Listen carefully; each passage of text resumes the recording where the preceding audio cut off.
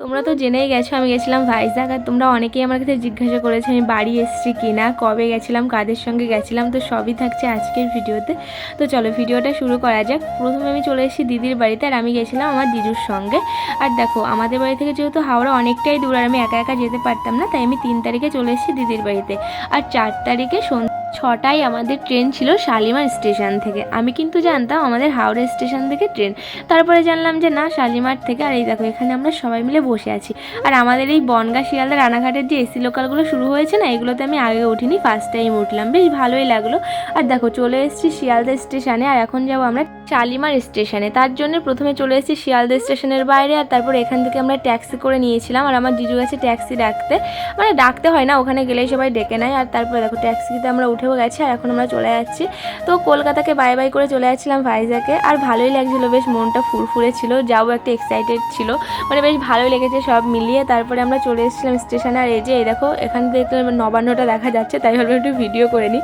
আর এই যে আমরা চলেও এসেছি, আর এখন আমরা বসে আছি। আর আমার পাখি যে কি বলছে টুকটুক করে, আমি কিছুই বুঝতে পারছি না। এই দেখো কিছু একটা বলছিল, মিমি এটা কিনে দাও, ওটা কিনে দাও। তো তারপরে এই যে আমরা এখন সবাই একসঙ্গে চলে এসেছি। আর এদিকে দেখছি বাবাই উপরে চলে গেছে ওর বন্ধুদের সঙ্গে খেলা করতে, তো আমি বললাম ওখান থেকে নিচে নেমে আয়, তো নামলো না। তারপর আমরা এখানে যে কি গল্প করছিলাম, হাসছিলাম, সেটা আমরা নিজেরাও জানি না। আর সবাই বলছিল এটা তোমাদের ব্লগে অ্যাড করো, সবাই বলবে পাশের জন কি ভদ্র আর আমরা কি অভদ্র। যাই হোক জোকস ছিল। আর তারপরে যে রাত্রিবেলায় ঘুমাবো, তো তার জন্য প্রথমে আমি এখানে একটু স্কিন কেয়ার করে নিচ্ছিলাম, যেহেতু অনেকটা জার্নি করে এসেছি।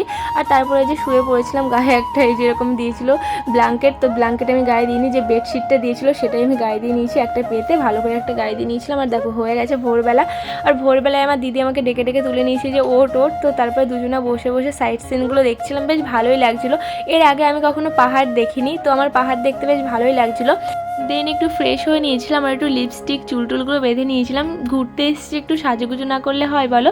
আর তারপরে আমি আর আমার বাবাই খাচ্ছিলাম একটু চিপস, যেটা দেখে আমার দিদি খুবই বকা দিচ্ছিলো যে সকালবেলায় কেন চিপস খাচ্ছি। তাই বললাম ঠিক আছে চিপসটা থুয়ে দিয়ে পরে খাবো। আর তারপরে দেখো আমরা নেমেও গেছি 8-9টার দিকে বিশাখাপত্তনম স্টেশনে। আর আমাদের রুম যেহেতু আগে থেকে বুক করা ছিল, তাই আর রুম খুঁজতে হয়নি। আর এই যে এখন আমরা চলেও এসেছি, আর এই যে গাড়িতে করে চলেও যাবো রুমের দিকে। আর তোমাদের সঙ্গে ছোট্ট করে একটু রুম টুরটা শেয়ার করে দিই। এই যে এটা হচ্ছে আমাদের রুম, 2টো বেড ছিল, এসি ছিল, টিভি ছিল, আর বাথরুমটাও বেশ ক্লিন ছিল। চলো তোমাদের সঙ্গেও শেয়ার করি। এই যে বাথরুমটাও কিন্তু বেশ ক্লিনই ছিল। আর তারপরে এখানে আমি দেখছি আমার পাখি করছে দুষ্টুমি ব্রাশ নিয়ে, যেহেতু সকালবেলায় ছিল, তো তাই এসে একটু সবাই ব্রাশ ট্রাশ করে নিয়েছিলাম।